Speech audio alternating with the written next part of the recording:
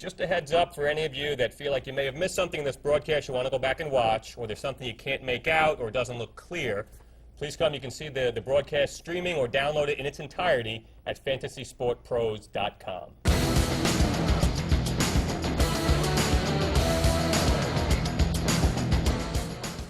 Okay, Fred Taylor, fantasyfootballchamps.com.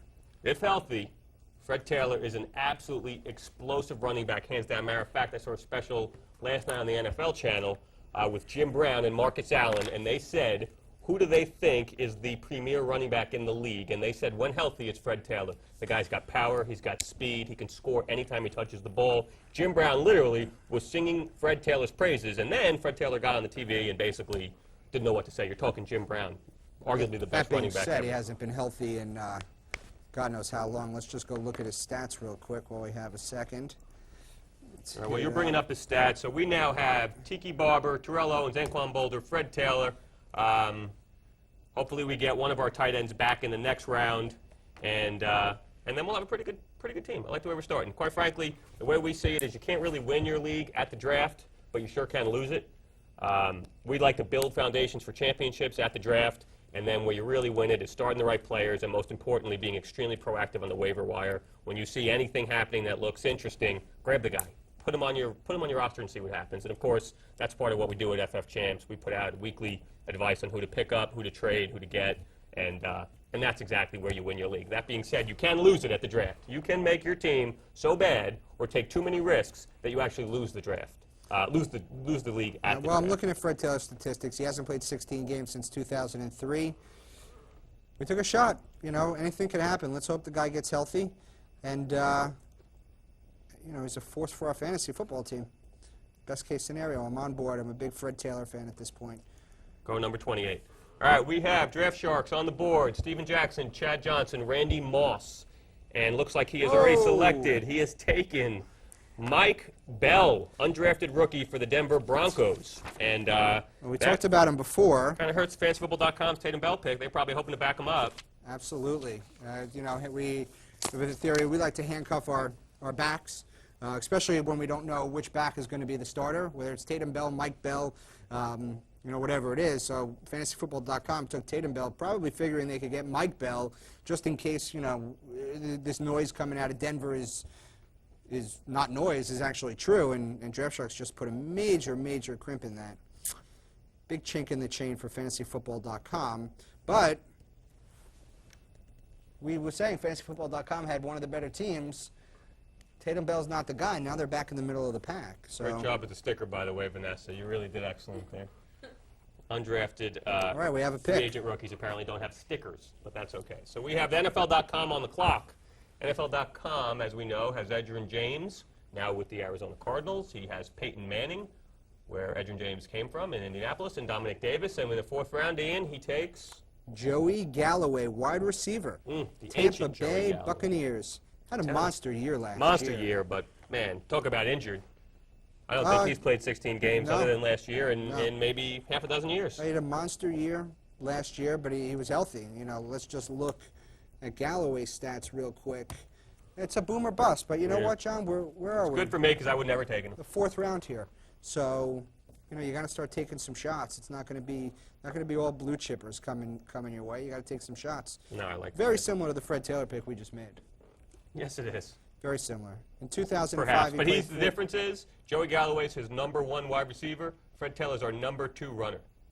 There's a difference. That's where the quarterback in the second round hurts you. Taking Peyton Manning, Matt Hasselbeck can put up just as much points as he did, which he did last year. Carson Palmer probably put up as many or more last year. And there's probably half a dozen. Unless he throws for 40 or 50 TDs. Carson Palmer was the #1 quarterback last year. Peyton Manning was #2. So there's no reason. What you see is everyone else kind of was on board, not drafting quarterbacks. And we're all adding depth, where now his second runner is Dominic Davis. Not to criticize Mike, because he's obviously real good at this, but Dominic Davis as a second runner is an injury risk, and Joey Galloway is... Well, the proof will be in the pudding. We can be wrong at the end also. If he beats us, he was right. So, clearly. Who knows? We just would have done it differently. Joey Galloway, 14 games in 2005. Big year, 83 catches for 1287. 2004, he played 10 games. So, you know, it's a risk. Very similar to the Taylor pick, again, like I said. And with that, talk about risk. There was another risk I just saw come off the board. Fantasy Guru on the clock. He has LT, LaDainian Tomlinson, Kevin Jones, Hines Ward, and he has taken Deion Branch, who, when in camp and when fantastic. playing, is a fantastic player. That being said, Not in camp. hasn't seen camp yet. Not so, in camp. Hey, generally, these vets can hold out. They want more money, you know, whatever the case is. But, you know, we're a couple of weeks in here. You start to get a little worried. But, you know, 4th round, Deion Branch, it's a stretch. And one thing you It's a know, stretch. he's not going to break So I was Bill trying to- Belichick. He's not going to all of a sudden cave It's a in, stretch. give the guy a new contract because he's holding out. He's all about team. They've won numbers of Super Bowls based on a team effort, and it's not about one guy. Injuries is off. Injuries, a quick pick injuries. Joseph Adai, running back, Indianapolis Colts. Now, he's a rookie. You know, they took him 1st or 2nd round. I'd have to look that up. But, you know, great player. They love him. They love what they see. Dominic Rhodes is there. That's the only problem. But, you know, a lot of people are forecasting Adai takes over the starting job in the 2nd half of the year. And we'll see. Obviously, football injuries thinks that way also. Yeah, and I see he's still yet to take a wide receiver, which is surprising out of Adam, but he's taken Sean Alexander, Julius Jones, Joseph Adai as his running backs. He's got Antonio Gates, the best tight end. So he's got a good 4 picks. I would say, had he already had a wide receiver, wouldn't surprise me if next round he swooped in for Dominic Rhodes to make sure he had a runner on a very productive offense. But being that he doesn't have a wide receiver, I find it hard to believe he's not going to take one in the 5th. We have a but pick here. that remains to be seen. We now have The at the huddle is 12th up. slot. Matt Hasselbeck, quarterback, Seattle Seahawks, another quarterback. So he's a little early. The difference is with the huddle, he goes twice here. Effectively, the last pick of the 4th is the same as the first pick of the 5th.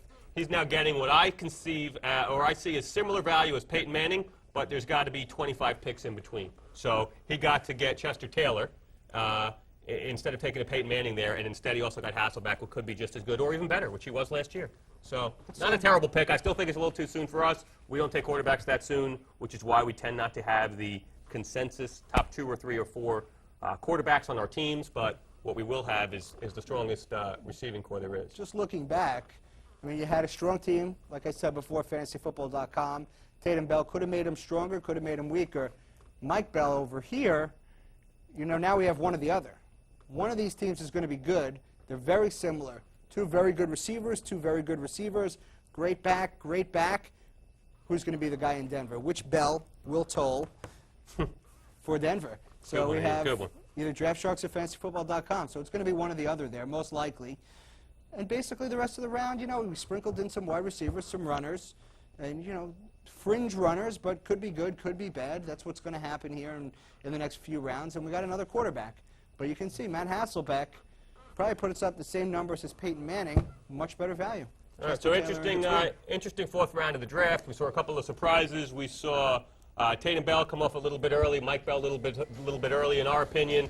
You saw your second quarterback. You saw another rookie runner in Joseph Adai. We're going to take a brief time out here. We'll come back with round number 5 in just a bit.